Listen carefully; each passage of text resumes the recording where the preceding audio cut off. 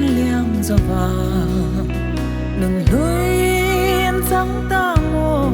đồn giang hiang thìn lại một nụ thơ về gian một chi na har nghe cùng lưới căn thì vong vong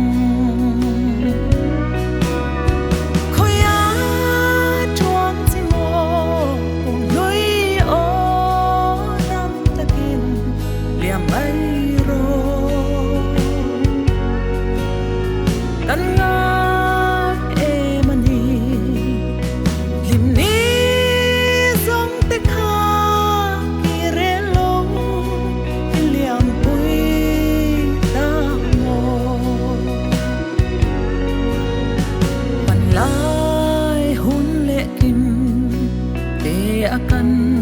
lên lại ni te ngày lai lung tu te nên lung rua la em đang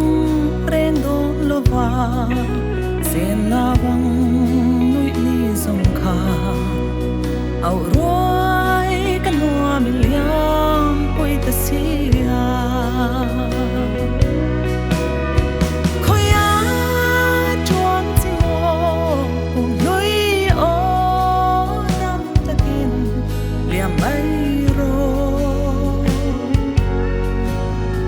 căn ngã em anh đi lim ní giống tê kha kỳ rê long liam bui ta mò vạn ngôi răng rau khó về akan lên xuống hi dòng in